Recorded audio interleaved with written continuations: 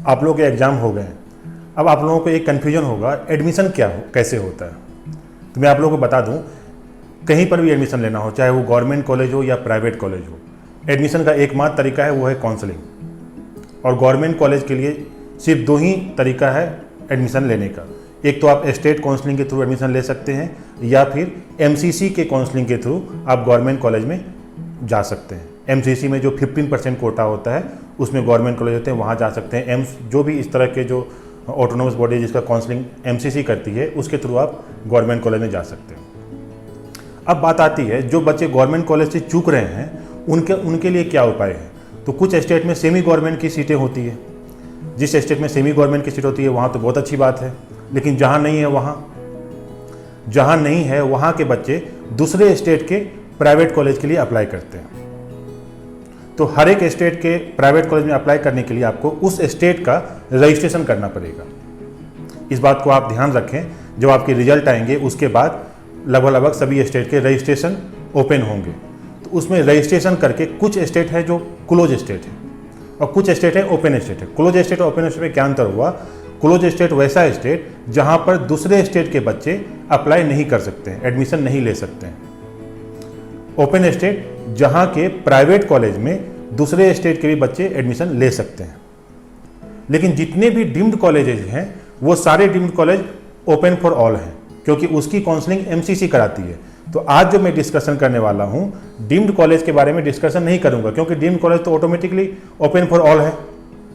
आप एमसीसी का रजिस्ट्रेशन कर लिए और जितने भी इंडिया में डीम्ड कॉलेज हैं उसमें एडमिशन लेने के लिए आप एलिजिबल हैं, आपके रैंक के अनुसार पे आपको कॉलेज मिलेगा। लेकिन जो प्राइवेट कॉलेज है, जो स्टेट के जो प्राइवेट कॉलेज है, कहाँ कहाँ हम लोग एडमिशन ले सकते हैं और किस तरह का रेपुटेशन है, किनका डिमांड ज़्यादा है, आज हम लोग उस तरह से डिस्कशन करेंगे। मैं गौरव राज आई फ्यूचर से आप लोगों को काउंसलिंग में हेल्प करूंगा। आप वीडियो को लाइक कर लें, चैनल को सब्सक्राइब भी कर लें। आते हैं अब टॉपिक पे। सबसे ज़्यादा चर्चा में जो रहता है वो रहता है केरला स्टेट। कटअप तो यहाँ का बहुत हाई जाता है, लेकिन 20% सीट जो यहाँ के प्राइवेट कॉलेज हैं उनका 20% सीट ओपन फॉर ऑल है। सारे स्टेट के बच्चे वहाँ पर एडमिशन ले सकते हैं अप्लाई करके। इनका रजिस्ट्रेशन एग्जाम से पहले ही स्टार्ट हो गया था, तो निराश होने की बात नहीं है। हो सकता है फिर से रजिस्ट्रेशन स्टार्ट हो रिजल्ट के बाद। यहाँ पर 7 लाख फीस है। इसके बाद जो सेकंड नंबर पर जो कॉलेज आते हैं, जो स्टेट आते हैं, वो है कर्नाटका। बहुत ही चर्चा का सब्जेक्ट रहता है, क्योंकि यहाँ पर 20% सीट, सबसे ज़्यादा मेडिकल कॉलेज है यहाँ पे, प्राइवेट मेडिकल कॉलेज, उसमें लगभग 20% सीट वो ओपन फॉर ऑल है, नॉर्मल फीस पे 10 लाख फीस पर। और वहीं 20% सीट क्यू कोटा पे अवेलेबल है, क्यू कोटा एनआरआई कोटा पर। अब ये क्यू कोटा एनआरआई कोटा क्या होता है? मान लिया जाए आपके मार्क्स, आप जस्ट क्वालिफाई भी हैं, आपके मार्क्स 120 है, 140 है, फिर भी आप क्यू कोटा के में एडमिशन ले सकते हैं। लेकिन यहाँ जो क्यू कोटा का फीस रहता है वो more than 30 lakh, 30 to 50 lakh के बीच में रहता है। तो बहुत हाई फीस स्ट्रक्चर होने के कारण ये सीटें खाली बच जाती हैं। कभी कभी इसमें निगोशिएशन होने की भी संभावना है।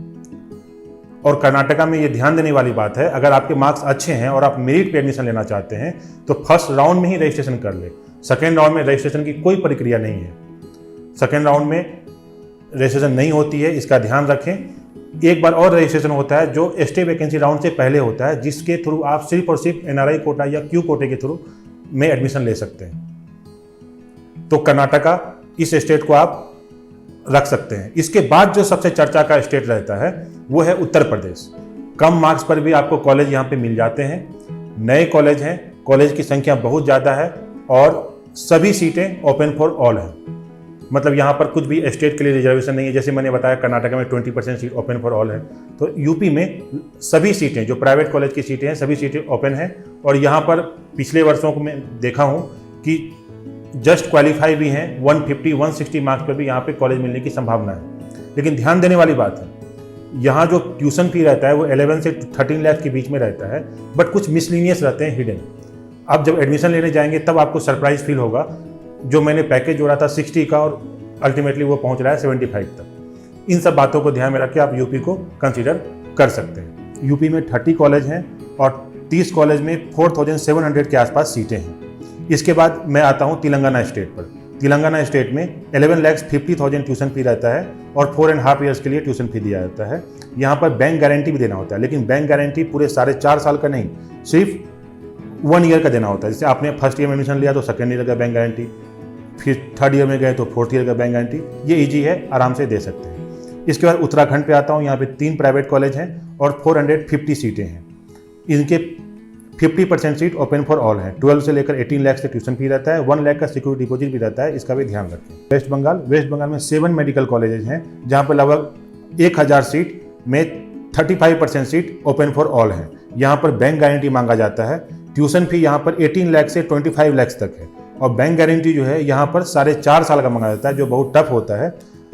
लेकिन स्टेट वैकेंसी राउंड में अंत में ये बैंक गारंटी हटा दिया जाता है और ट्यूशन फीस में भी निगोशिएशन होने की संभावना होती है। राजस्थान में राउंड 1 में अदर स्टेट के बच्चे अप्लाई नहीं कर सकते हैं। यहाँ पे 9 प्राइवेट मेडिकल कॉलेज हैं, उनका ट्यूशन फी 20 लाख से लेकर 26 लाख तक रहता है। सेकेंड राउंड से आप अप्लाई कर सकते हैं और स्टेट वैकेंसी राउंड में भी यहाँ पर निगोशिएशन होने की संभावना है, क्योंकि ट्यूशन फी 26 लाख तक है।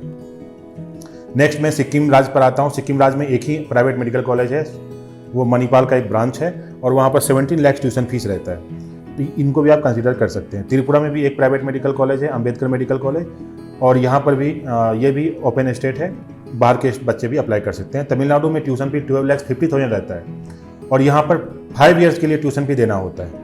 यहाँ पर 21 प्राइवेट मेडिकल कॉलेज है, जिसमें लगभग 3200 के आसपास सीटें हैं, जिसमें 35% सीट ओपन फॉर ऑल है। नेक्स्ट में महाराष्ट्र के लिए आता हूँ। बहुत सारे स्टूडेंट महाराष्ट्र के बारे में पूछते हैं। यहाँ पर 20 प्राइवेट मेडिकल कॉलेज है, जिसमें लगभग 2820 सीटें हैं।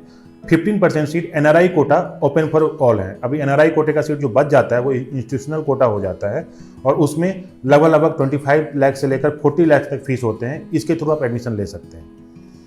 इसके बाद मैं नेक्स्ट स्टेट झारखंड पे आता हूँ। झारखंड में एक मेडिकल कॉलेज है और उसमें लगभग 10 लाख के आसपास ट्यूशन फीस रहता है और ओपन फॉर ऑल है। बिहार में भी लगभग 7 मेडिकल कॉलेज हैं, जहाँ पर 900 सीट हैं और 100% सीट ओपन फॉर ऑल है। ट्यूशन फी यहाँ पर 8 लाख से लेकर 15 लाख तक होता है। अब मैं आता हूँ छत्तीसगढ़ पर। यहाँ पर लगभग 87 सीट 7 लाख पर ईयर के ट्यूशन फीस पर अवेलेबल है। यहाँ पर भी सिक्योरिटी डिपॉजिट दिया जाता है 1 लाख के आसपास। इन सब के बाद आपको एक बात ध्यान में रखना है, यह सब जो कॉलेज है यह सब स्टेट के कॉलेज हैं। इन सब में डीम्ड कॉलेज भी हैं। उस डीम्ड कॉलेज में एडमिशन लेने के लिए आपको उस स्टेट का रजिस्ट्रेशन करने की जरूरत नहीं है। उदाहरण के लिए बता दूं, जैसे मणिपाल या जेएसएस मैसूर, इनमें एडमिशन लेने के लिए आप एमसीसी के थ्रू आएंगे। लेकिन कर्नाटका के जो प्राइवेट कॉलेज हैं, जिस तरह से हो गया आपको रमैया, किम्स, वैदेही, इन कॉलेज में एडमिशन लेने के लिए आपको कर्नाटका का स्टेट रजिस्ट्रेशन करना होगा केईए का। सेम उसी तरह से वेस्ट बंगाल में एडमिशन लेने के लिए वेस्ट बंगाल का स्टेट का रजिस्ट्रेशन करना पड़ेगा, उत्तराखंड में उत्तराखंड का, यूपी में यूपी का। आशा करता हूं आप लोगों को जानकारी अच्छी लगी होगी। मिलते हैं नेक्स्ट वीडियो में कुछ नई जानकारी के साथ। धन्यवाद।